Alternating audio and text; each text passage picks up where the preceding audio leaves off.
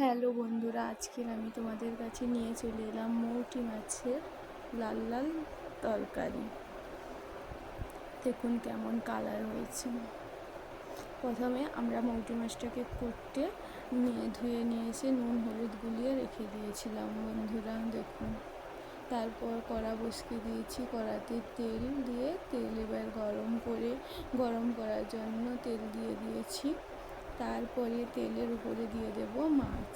ওই যে মৌটি মাছগুলোকে নুন হলুদ গুলিয়ে নিয়ে চলে এসেছিলাম, সেই মৌটি মাছগুলোকে কড়াই দিয়ে দিলাম।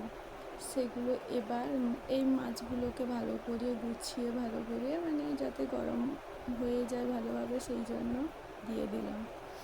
এবার মৌটি মাছগুলো কিছুক্ষণ কড়ায় রাখার পর আরেক পিট করে দেখুন, তারপরে কালারটা কেমন চলে এসেছে।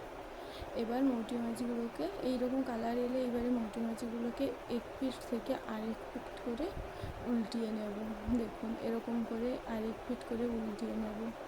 দিয়ে সুন্দর করে উল্টিয়ে নিয়ে মাছগুলোকে আবার কিছুক্ষণ ধরে কড়ায় বসিয়ে রেখে দেব বন্ধুরা।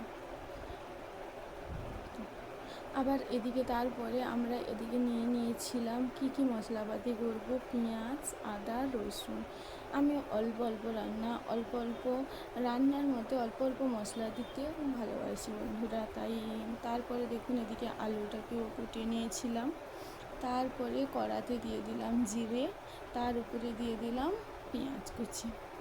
তারপরে এই পেঁয়াজ কুচিগুলোকে দিয়ে দিয়েছি যে বন্ধুরা, এবারে এগুলোকে লাল লাল করে ভালো করে যাতে লাল হয়ে যায় তরকারি, যাতে পেঁয়াজগুলো লাল হয়ে মাখো মাখো হয়ে যায়, সেই জন্য আমরা কিছুক্ষণ কড়াতে লাড়াতেই থাকবো। দেখুন বন্ধুরা, কীরকম লাড়তে লাল হয়ে আসছে না। তারপরে আমাদের যে আদা রসুনটি বাটা হয়েছিল, সেই আদা রসুন পেস্ট করাটা দিয়ে দিলাম। দিয়ে ওতেও আবার কিছুক্ষণ লাড়তে এগুলো লেড়েই যাব। তারপরে এরকম লাল লাল হয়ে গেলে, আদা রসুন পেঁয়াজ লাল লাল হয়ে গেলে দিয়ে দেব ওর উপরে এই মশলাগুলো। হলুদ গুঁড়ো। আমি জানি আপনারা অনেক লোক কাঁচা লঙ্কা খান, কিন্তু আমাদের বাড়িতে গুঁড়ো লঙ্কা খাওয়া ভালো না শরীর পক্ষে, তবুও আমরা গুঁড়ো লঙ্কা খাই, তাই গুঁড়ো লঙ্কা দিয়ে দিলাম। তারপরে একটু পরিমাণ মতো লবণও দিয়ে দিয়েছিলাম। তারপরে ওইটাকে মশলা একটু কষিয়ে নিয়ে তার উপরে যাতে না লাগে যায়, তাই জন্য আমরা কড়াই জল দিয়ে দিয়েছিলাম। এবারে কড়াই জল যে দিয়েছিলাম, মশলাগুলোকে লাড়তে দেখুন তেল বেরিয়ে আসবে। এরকম করে তেল বেরিয়ে এলে দিয়ে দেব কুচানো রাখা আলু। এবার এই আলুগুলোকে লাড়তেই থাকবো, লেড়ে ভালো করে লাড়িয়ে যাতে লাল হয়ে যায় আলুগুলো, তাই জন্য কিছুক্ষণ লাড়ার পরে একটু ঢাকনা লেগে রাখবো, ঢাকনা দিয়ে চাপিয়ে রাখবো। তারপরে ঢাকনা চাপিয়ে দেওয়ার পরে একটু তুলে নিয়ে জল ঢেলে দেবো বন্ধুরা।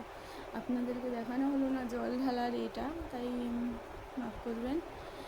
জল ঢেলে দিয়েছিলাম। তারপরে ওই জলটাকে সুন্দর করে আলু দিয়ে ফুটিয়ে উঠলে তার উপরে ওই যে আমাদের মৌটি মাছগুলো ভেজে রাখা, সেই মৌটি মাছগুলোকে কড়াই দিয়ে দেব। কড়াই দিয়ে এইবারে একটুখানি চাপা লাগিয়ে রাখবো।